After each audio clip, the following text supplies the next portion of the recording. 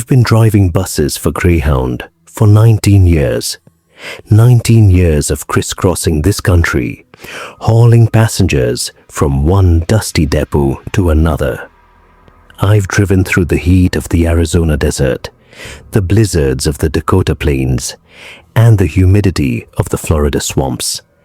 I've seen every kind of passenger you can imagine: drunk businessmen, crying babies, rowdy teenagers, old couples holding hands. I thought I'd seen it all. I thought nothing could surprise me anymore. Then came that night in Texas, that remote station, and those passengers. It was the second week of August. The heat was brutal, the kind of heat that makes the asphalt shimmer and the air feel thick as soup. I was driving the overnight route from El Paso to Dallas, a long haul, about 600 miles. I'd done it 100 times. I knew every pothole, every rest stop, every curve of the highway. The bus was a 1972 GMC, an old beast with a diesel engine that rumbled like thunder. It had seen better days, but it was reliable. It always got me where I needed to go. I left the El Paso depot at 11 o'clock that night. The bus was almost empty. Just a handful of passengers scattered across the seats. A couple of college kids headed home for the summer. An old man with a cowboy hat. A woman with a crying baby. Nothing unusual. I made my first stop at a small town called Van Horn around midnight. No one got on. I made my second stop at a place called Kent around 12:30. No one there either. Then I made my third stop at a remote station outside of a town called Valentine. Valentine. I remember the name because I thought it was ironic. A town called Valentine, out in the middle of nowhere, surrounded by nothing but desert and darkness. The station was just a little building with a faded sign. A single light bulb flickered above the door. There was no one else there. No attendant, no other buses.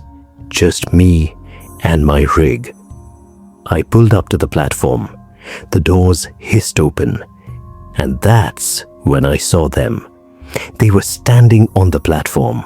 All of them. Dozens of people.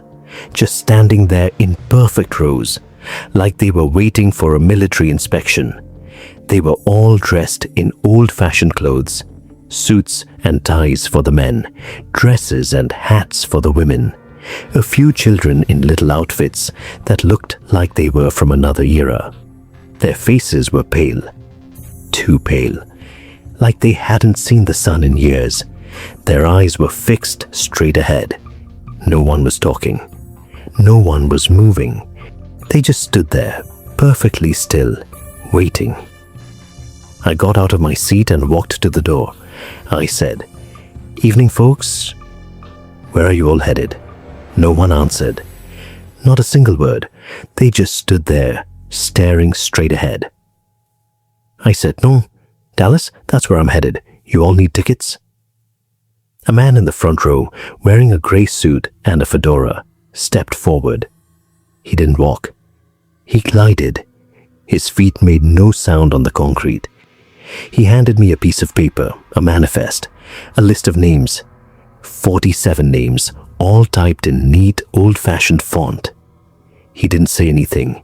He just handed me the paper and stepped back into line. I looked at the manifest. The names were all in alphabetical order: Smith, Jones, Williams, Garcia. A whole range of names. I was about to ask where they got the manifest when I noticed something. The paper was old, yellowed, cracked at the edges. The ink was faded, like it had been written decades ago. I looked up to ask a question, but the man was already walking onto the bus. They all were, in perfect silence, in perfect order. They filed past me one by one, each one as pale as a ghost, each one staring straight ahead. They didn't look at me. They didn't acknowledge me. They just walked past me and took their seats. I stood there for a moment, watching them. There was something wrong with them. Something deeply, deeply wrong.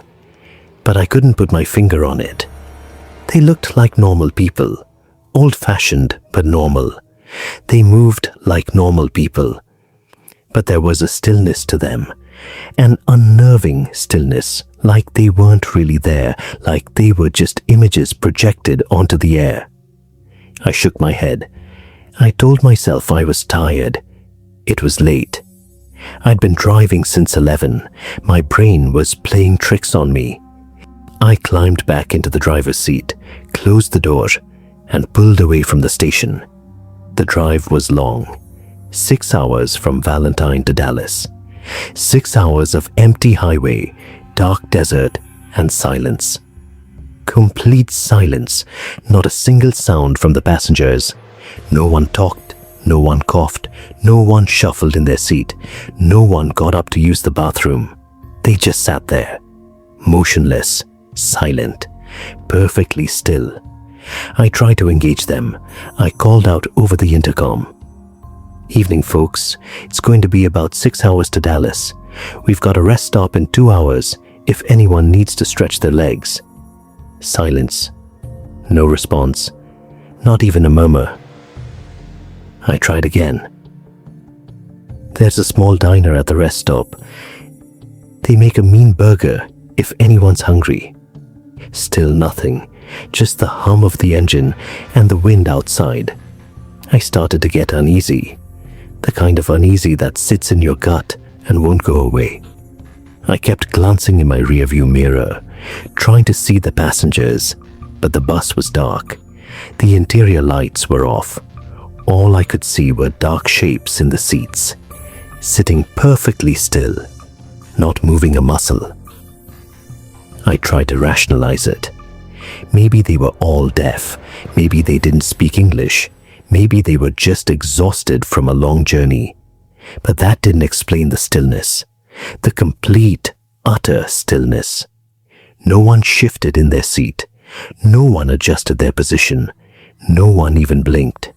They just sat there, frozen like statues. 2 hours in, I pulled into a rest stop. I got out of the bus and walked to the back to open the luggage compartment. No one got off. No one moved. I stood at the door and called out, "Rest stop, folks. If you need to stretch your legs, now's the time." Nothing. Just silence. I walked up the steps and looked down the aisle. The passengers were still there. All of them. Sitting in their seats, staring straight ahead. Their faces were blank, expressionless. Their eyes were open, but they weren't looking at anything. They were just staring. I felt a chill run down my spine. I stepped back down the steps and walked to the diner. I bought a cup of coffee and stood at the window staring at the bus. It looked normal.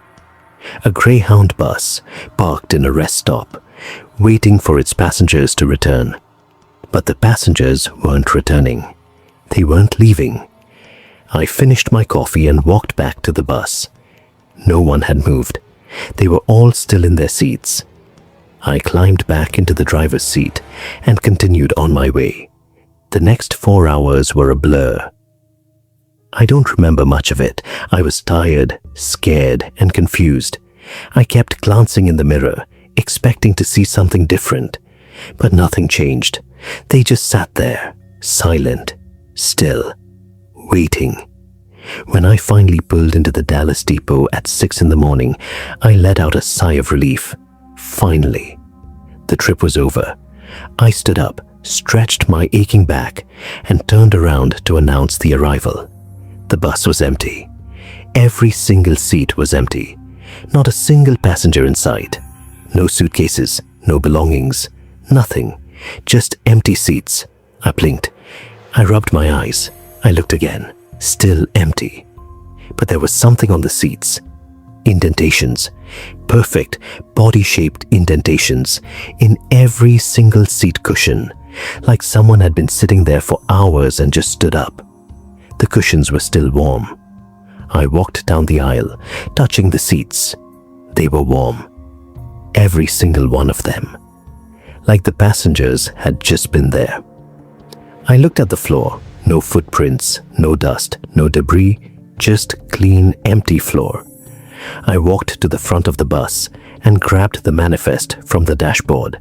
The list of 47 names. I held it in my shaking hands. The paper was still warm. The ink was still faded. But now, there was something else.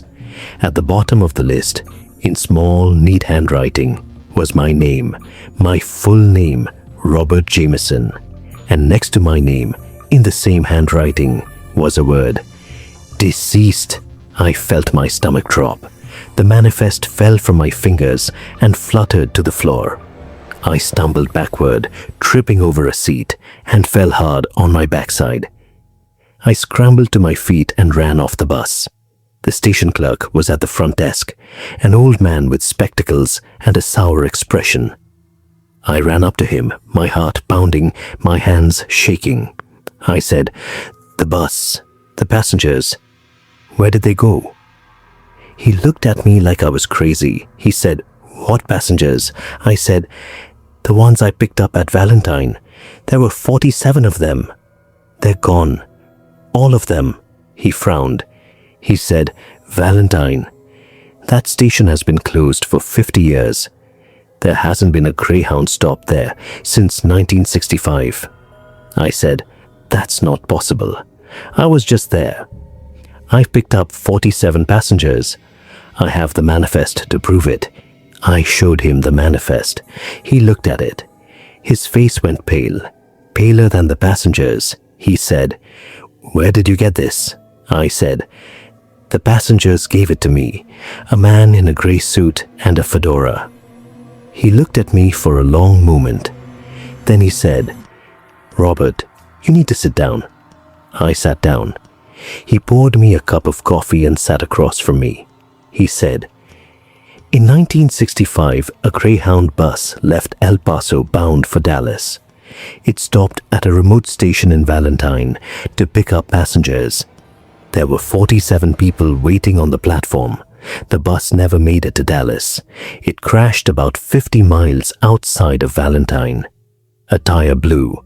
The bus went off a cliff. Everyone on board died. All 47 passengers. And the driver." I said, "What was the driver's name?" He looked at me. His eyes were sad. He said, "Robert Jameson. Same as you." I felt the world spin around me. I grabbed the edge of the counter to steady myself. I said, "That's not possible. I'm Robert Jameson. I'm alive. I'm standing right here." He said, "I know, son, I know. But I've been working at this depot for 45 years. I've seen this happen before. Every August 14th, the same bus, the same passengers, the same driver. They arrive at the same time, they drive the same route, and they disappear at the same moment. And every year, a new driver picks them up. And every year, the new driver finds his name on that manifest." I shook my head. I said, "I don't believe you. This is some kind of joke, some kind of prank." He said, "It's not a joke, son. It's a curse on that bus. The driver in 1965, the one who died, he didn't die in the crash. He died 2 days before. Heart attack. He was replaced by a substitute driver, a man who didn't know the road, a man who was supposed to be off that night. That substitute driver was the one who crashed. And ever since, he's been forced to relive that night.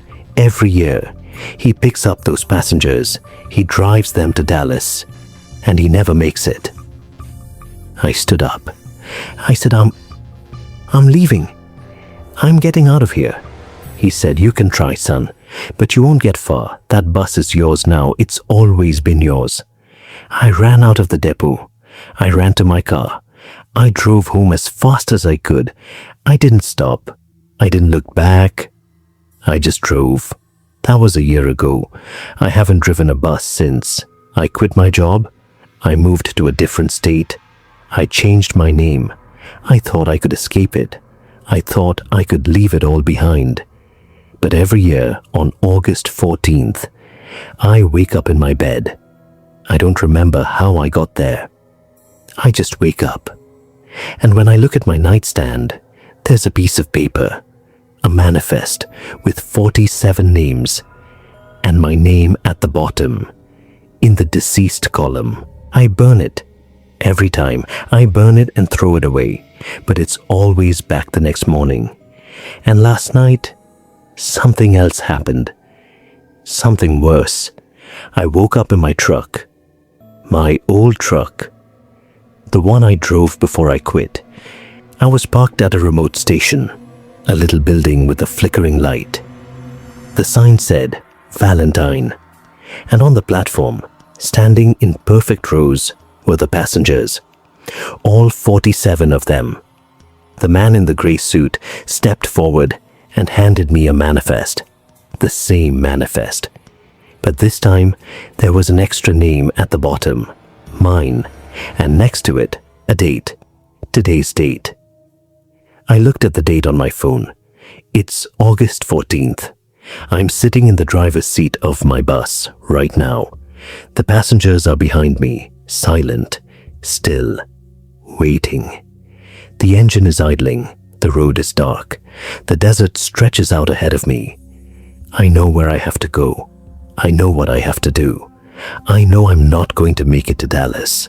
I know I'm going to crash, just like he did. Just like I always have.